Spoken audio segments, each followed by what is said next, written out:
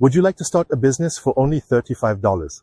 Well, friends from Winner's Circle would like to teach you how in just 3 simple steps. Step 1. Click on the link tgnpodcast.com/winners. Step 2. Join the Winner's Circle chat group. Step 3. Use their blueprint to earn your first $200. Click on the link in the description to start your very own business today. How do you learn on how to start designing the entire program for your students? The curriculum. Yeah. How I learn I think I watch all those YouTube tutorials. Then I take a bit from what I learned during the workshop, that one day workshop. I learn a bit and then I put in like, oh, maybe they want to learn this new thing, and then that's why I put in lah. It's based on like my experience, right? Like, oh, if I work with a client, they want to print, and then after it needs to be in a certain format. Then that's why I put it in. Yeah.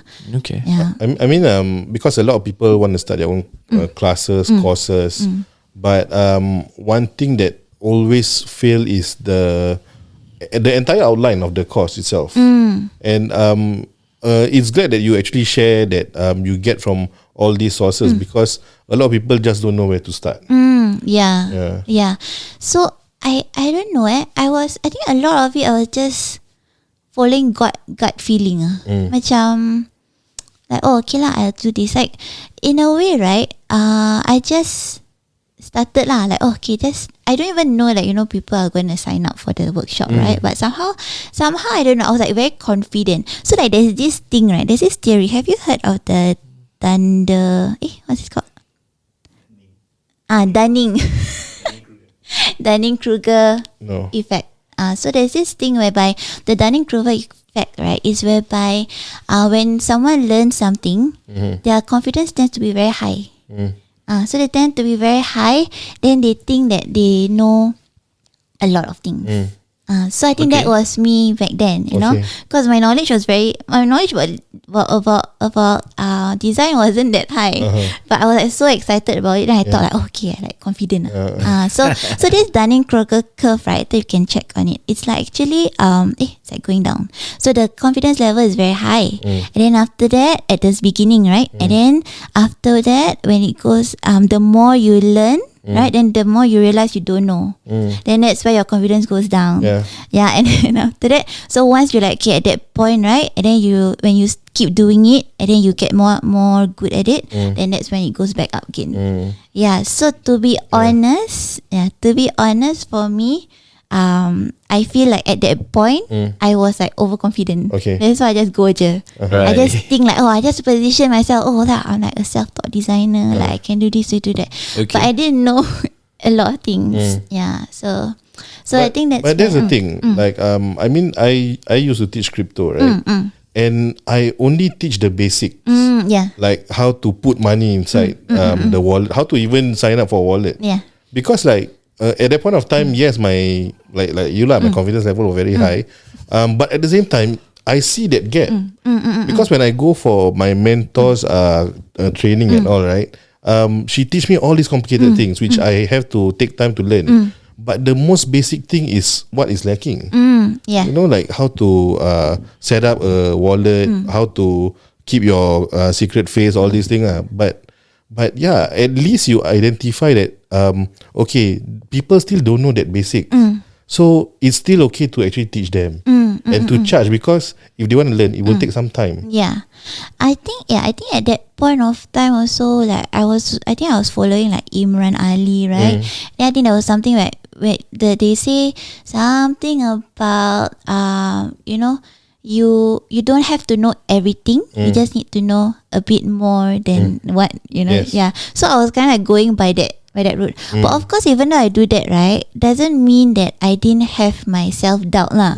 Of course, like there was like, there are so many experienced designers out there, and then like I'm like doing this. So after that, but I don't know, I just continued doing it lah. I think it was there's still a market for basics lah.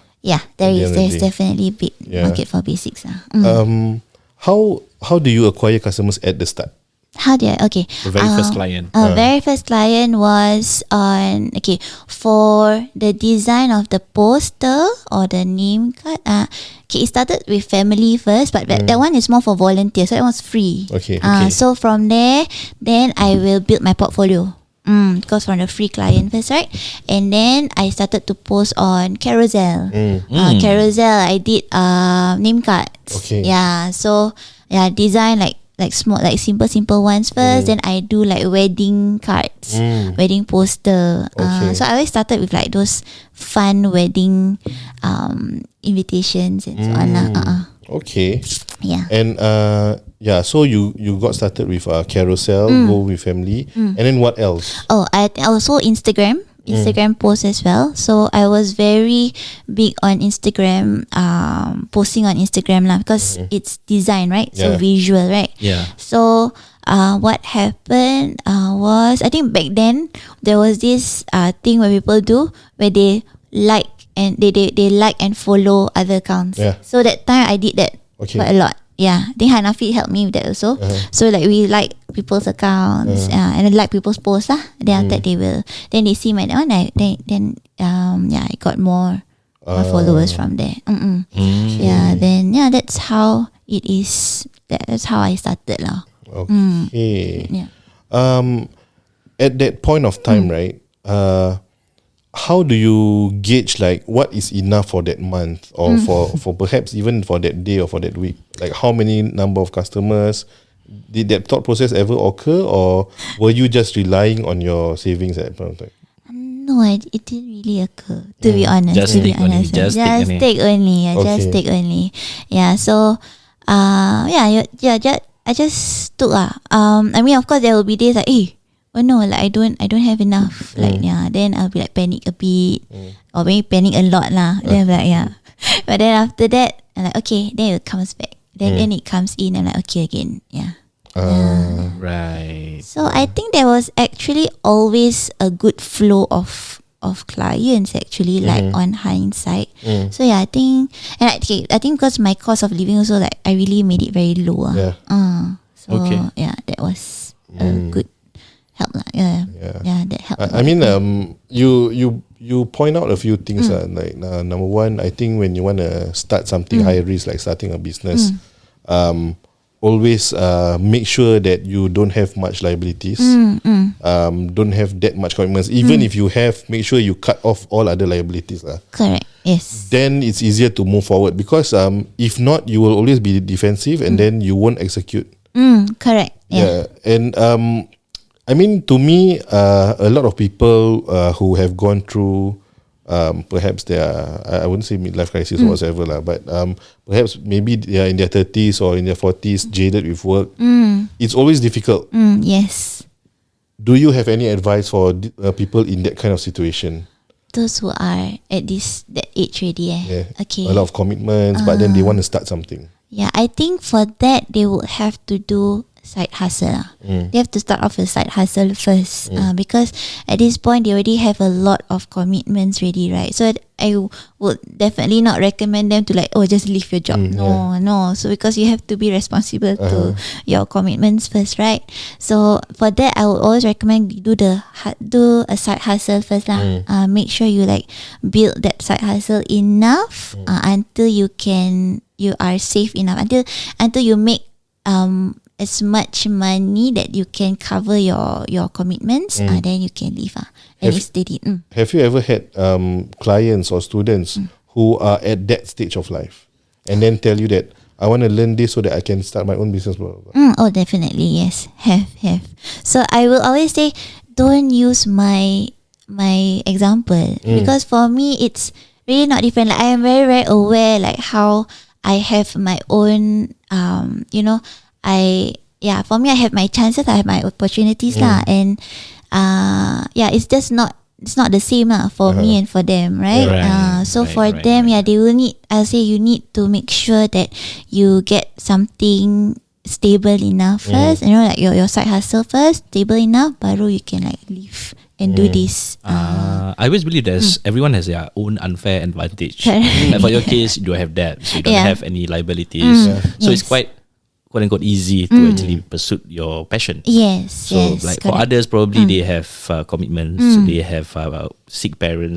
Correct. I mean, you too, right? But Oh, yeah. basically, their ownership is different. Yes. So probably advice might be cannot be as generic as it sounds. Correct. Yes, Yeah. yes, yes. Yeah. Yeah. I feel it. I feel that way also. But I think it's also important to know that, to be aware of what your unfair advantage is. Like, okay. like don't like, because like for me, right, I realized like that point of time I was like, wow, I have everything that is like in place. I have like this like debt-free life. I have this like the time for me to pursue. I have like all these things going like really well for me. But because of my whole mental mindset kind of thing, like I wasn't doing anything about it. So it's like knowing like you have that and not really working it to your favor. That's like a whole another thing that you have to do lah.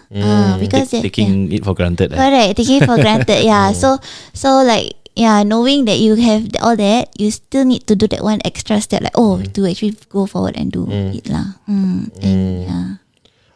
You mentioned 2018. You moved from Adobe Illustrator to something else. Why is that something else? To Canva. Oh, okay. So I started teaching Canva lah. I mean, I still teach 2018 Adobe also. 2018. Is it around already? Canva? Yes, they started since 2012. Wow. Oh, really? Yeah. Yeah. I started using Canva in 2014 at my previous job actually. Okay. So that's how I got to know. But that time like they got no funding So It's macam very it was new, like very startup. it was very new and like the usual like macam just drag and drop sikit je elements. But I think 2018 was a bit better. So 2018 I didn't teach it myself. So Okay. what happened was AMP actually reached out and asked me to conduct this Canva workshop for Okay. their packs lah. For the public. So they have a public workshop. So that's when I was like, okay, not bad. Not bad. Yeah, then after that I started like, okay, let's do this. I think because for me also Adobe Illustrator, whenever I teach, right, and you all know Adobe Illustrator, I don't like it. Yeah. Yeah. I only do Photoshop. When I see Illustrator, it's like But even Photoshop also I don't like. another alien. Yeah.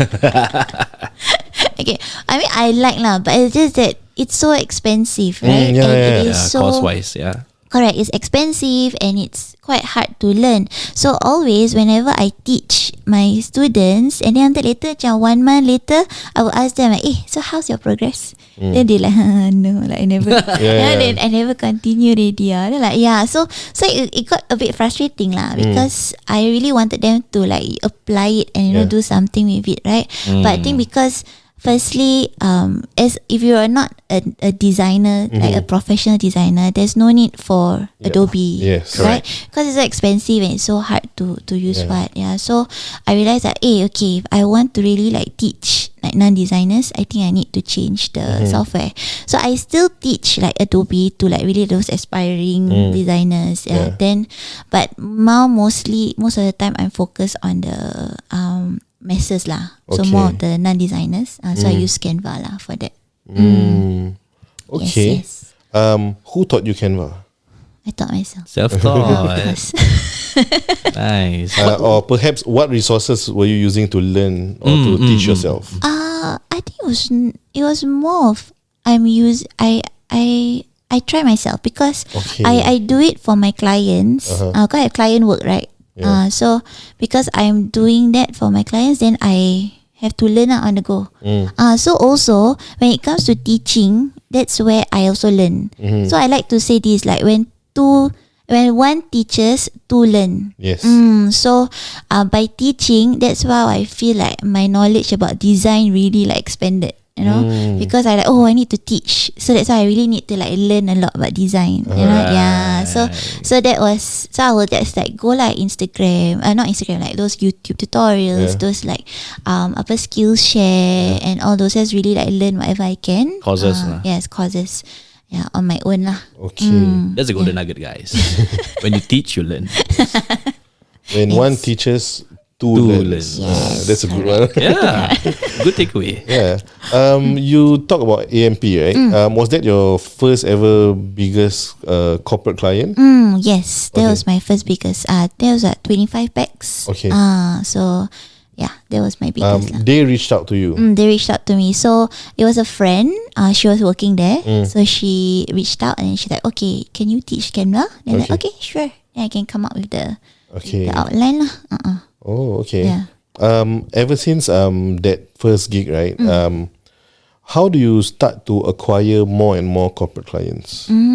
Because that one is from your friend, but are there any like it's a cold corporate client, but then you manage to reach out to them and they manage to close a deal? Okay, so far none of my clients are actually cold leads. They're all people who they are not. I don't do much outbound. Is it outbound? It's a lot of Full outbound, inbound marketing because I post quite a lot, right?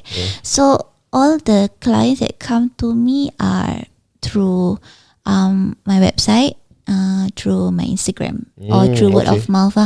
Yeah. So but there was that one point of time I was like thinking like, why is it that my so this is where branding is very important, visual branding. So in the beginning, when I design my stuff, right, it's all like how I liked it. So it's like pink color, then got cursive, cursive font. Yeah. So I was like, maybe it's like creative, right? But then I realized like I was working with I had a friend lah who's also doing the same thing. She's also kind of teaching the same thing, but she gets a lot of corporate clients. Okay. And then I was like, why is it like that? And then I see her, the way she brand herself, her company is like really like legit. Right?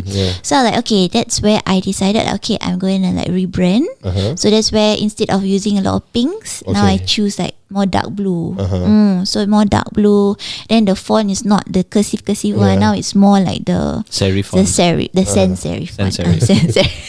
Okay. So then it's more of the sans serif fonts. Yeah, so it looks more like corporate.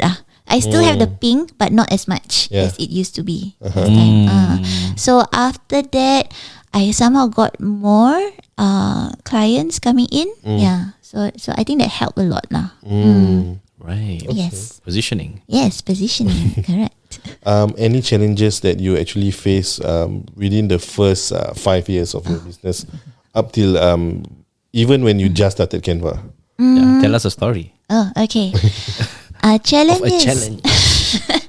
Challenges definitely got a lot of challenges. I mean, like I said, like whole mindset, the mental issues thing. And I think when you are starting yourself, self-taught, right?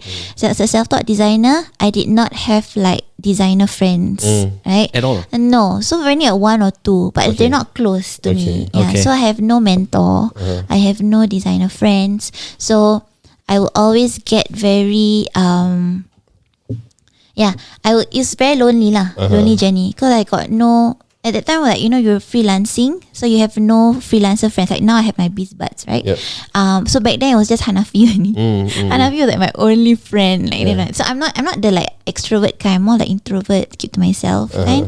Yeah. So that was a challenge lah, because like it was lonely. Like oh my god, like I felt so left out in a lot of things. Like other people go for like corporate lunch and then that I don't have. Then so that was a challenge that I faced for like the whole 5 years, the full 5 years.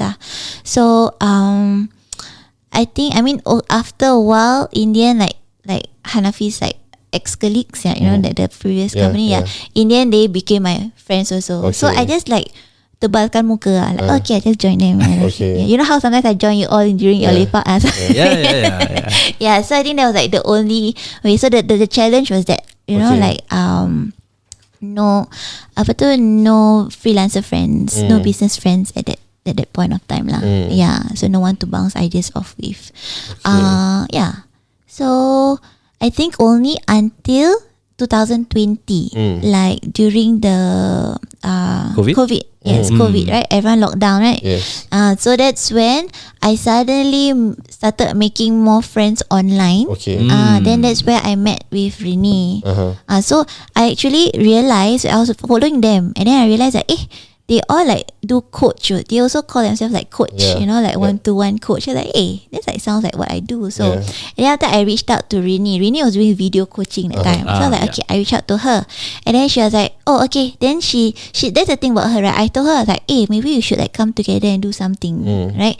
And then there's a great thing about Rini. Shout out to Rini. Shout out, Rini. So she's an action taker. So the moment I told her that, I told her like, hey, got Fitri, got Manisha also. She immediately went to Instagram, went to WhatsApp. She added all of us into the group. Then we just like, we realized that we all can click. So that's how we started working on a small project first, just to check like vibe check. Yeah. And then we passed the vibe check.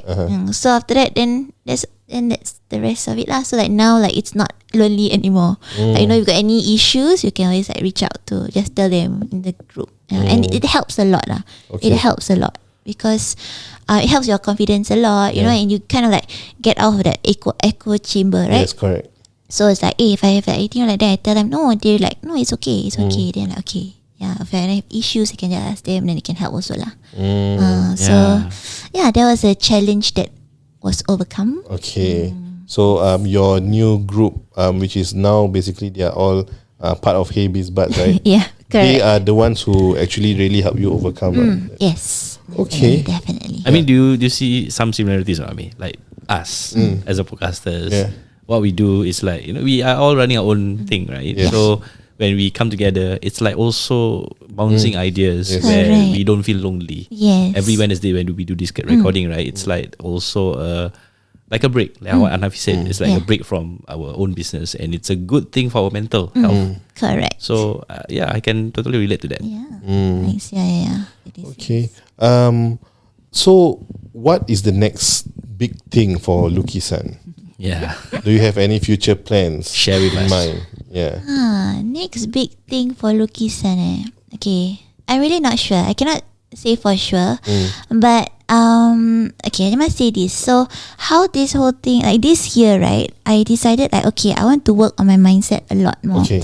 And it actually stemmed from where? No, it actually stemmed from whatever happened in Gaza. Okay. Okay, so like you see like what happened in Gaza, right? And then, you know, they're going through so much things, and then you realize that, as a Muslim, I realize that, you know, and I have like everything that I need here to succeed. I really need to like step up, you know, and like, you know, in my own ways to like be like more influential, you know, like use like whatever strengths I have and like kind of like do my own like dakwah and you know, like to like really show like, okay, Muslims are not like that. So I think that was my intention, my goal lah. So my goal right now is more of to be able to impact more people through my classes and my experiences. So I cannot say for sure like, oh, how many packs, you know, what kind of big projects I want. I just know that, okay, like Allah just guide me to what I need to do to like spread more, to, you know, to spread more goodness, to be more beneficial. So yeah, that's kind of like my big plan, which is for akhirat. So that it's what is up in for Lukisan, I feel. Yeah. Let's I mean it's important to have Yes. a cause. Yeah, Because if correct. not, you will be doing something over and over again. But then, Yes. first of all, you will definitely get jaded, Correct. and secondly, you will definitely think like, what's the purpose of life? Correct. Yeah. And I think I mentioned just now about the whole mental health thing, right? Like I've realized that like last few years, I like to learn things. I take a lot of courses. I will go for seminars and all, but then nothing happens because I just don't take action. Yeah. And because Right. there's that limiting mindset, like, oh, I cannot succeed or whatever. So that's why like macam right now I'm seeing like the effects of actually like really working on my mindset. Like I can finally see the effects, and I feel like whatever I go through can actually, you know, help other people out there. So hopefully I hope to share like more things, more of like I can still do design, but I do think like, okay, I want to try more of the like this kind of mindset thing lah in future. Okay. Hopefully. Cool, Yes. cool. Recently, you got featured in Berita Harian. Yes. I mean, is there anything happen after that? Like, is there any repercussion, like a good positive things happen right after the article? Right after the article, no, not really lah. I mean, when I got the I mean, perhaps you don't know, but maybe it would have inspired somebody. Yeah. hopefully yes. Like yeah, I think yeah, it's okay. Like I don't know. Like I know people will be like, wow, like appear on Berita Harian. But okay lah. I think I just find it a way of just kind of like positioning myself. I just see it more as a marketing, branding kind of thing lah. Yeah. It's good But PR. yes, I feel. it is Yeah. definitely. Yeah. So So how to navigate your PR and marketing play and also your course? Whoa. meaning macam mana? Like you want to do all this good, you want to impact the world because of what you see in Gaza, right? Yeah. But at the same time, you know that certain things you do, for example, like appearing in Berita Harian, is a marketing and branding play and a PR play. Yeah. So how to navigate between these two? I mean, it's good, right? Like in a way, like the more eyeballs I have, right, then the more I can kind of like really push it to my whole idea of apa tu my course lah, like whatever I'm doing lah. So macam I think in a way when I do, okay, of course I say it's like PR marketing, but I think it's also like you said lah, it probably like kind of like impacted. I hope it benefited at least like anyone lah who's reading it lah, because I do want to inspire people to, you know, like work on themselves, to also like grow, right, to become better like Muslims, become better Malay, because I do want to like see the community like grow and become better. So any way that I can, then I just take it lah. Yeah. I mean, you've been talking a lot about your personal development journey, right? Yes. What do you do? Do you read books, listen to or watch videos, or what is it? I do a lot of things. So okay lah, not a lot of things. Like I would watch. Okay, like last time when I had gym, I would do like this workout, and then after that can watch the video, right? So every time I do this treadmill lah, I will play like at least like, because it's 30 minutes, so I will play like a TED talk. Okay. TED talk on like mindset. I really like wanted to learn more about mindset. So anything mindset, then of course now my YouTube punya thing is all about mindset lah. So I'll watch. Then I will learn more things. Like then after that, then my gym membership expired. So now when I go for walks, I go for morning walks. I make sure I go for my morning walks. I will listen to motivational speeches. Okay. Yeah. So there's this what Motivacity yeah, and then it's my phone. Sorry. Okay. Is it done? Yeah. Okay. No, it's not done. You have to swipe up, and then after that you have to open. Yes. Sorry. Okay, where were we? Yeah. Where were we? During your morning walk. Oh yes, morning walks. Yeah, I will listen to motivational speeches. And then I will listen to like Mindset Mentor, the podcast. Just listen to anything So the motivational speeches will be like, you know when you want to give up, like when you run, right? You want to give up. They're like, no, don't give up. Like, okay, yeah. Okay. So like those are the things that kind of like I keep listening like every day. So it kind of like perks my. So there's no like one person or one individual of a personal development coach or something that you actually listen to lah. No, don't have. I will. It's a mix. Okay. So if you can see, Hanafi is pointing to himself, saying that he is part of the self-development part to Liyana. So yeah. Okay lah, he also help lah. Cool. I mean, it's great that you all help each other lah. It's a teamwork after all, right? Yeah. So I have a question before we end our session. It's been great. What advice will you give your old self in probably before you get started? If only you know this thing happened to you right now. Yes. Good question. I think what would I say? I think I would say trust the process. It very really important, relates yes. us, especially if us. Yes, you need to trust the process. Even though like sometimes just things don't are weird, very weird, right? Things just don't happen your way, right? But you somehow at and then you realize that all that things that happened actually kind of like made you a better person, better entrepreneur and all that, right? Like all that loneliness lah, and then all the like self-taught designer thing lah, you know, all those like frustrations that I felt at the beginning. In the end, like it worked out because now I know how it feels like to be in that position. Then I can actually help someone to be in that same position. So just go with it. Yeah, just trust the process. It will lead you to where you need to be. Nice. Interesting. Because trusting the process can be hard. Yes. Especially when you're lonely. Especially you don't know, it's uncertain. Correct. Of what's in the future. Yeah. But that makes entrepreneur interesting, right? Right, Business interesting. Yes. Just probably many don't know the I would say the excitement of the unknown. Yes. But, correct. Yeah, interesting. So you have any final questions for Liyana? All right. With that, we would like to thank you for your time. Yes, thank you. Thank you gracing this so much. occasion. Yes, thank you for having me. And where can people find you? Okay, so they can find me on Instagram, Lukisan, LOOKEESAN, or on LinkedIn. Just find for Liyana Ahmad. Okay. Okay, so LinkedIn, Instagram, Yes, and website also. Website. She's the same, lukisan.com. lukisan.com. Right, guys, I hope you guys have takeaways from Liyana's session today, and I think we learned a lot.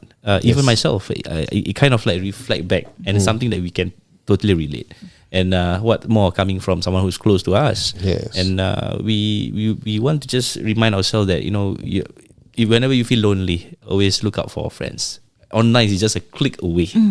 And how Liyana find Hey Biz Buds is just outreach, is it? Yes. Through outreach, That's right? Just So, reach out. like how I met Ami is through a networking event. How I know Hanafi is through a YouTube video. Yes. So we came together and somehow we run a podcast for about a year plus. Alhamdulillah. And we're going to go for a JB trip next week. I see. Oh, yes. I mean, it is, I think, probably our first one. Yes. And I'm excited lah. Of course, it's a short one, but make it a fruitful one. Something that can help in our mental health, our self-care. Yes. I may have vision in doing 5-hour massage. 5 hours, yeah. We talk offline, but of course I don't know how he's gonna do that. But all in all, we are excited to see how things are moving, and see how Biz Buds is moving, how Lukisan is moving. And with that, thank you all for listening in this episode of the Golden Nuggets podcast. My name is Nazrin, Ame, Liyana. We're signing off. See you on the next one. All right. Bye.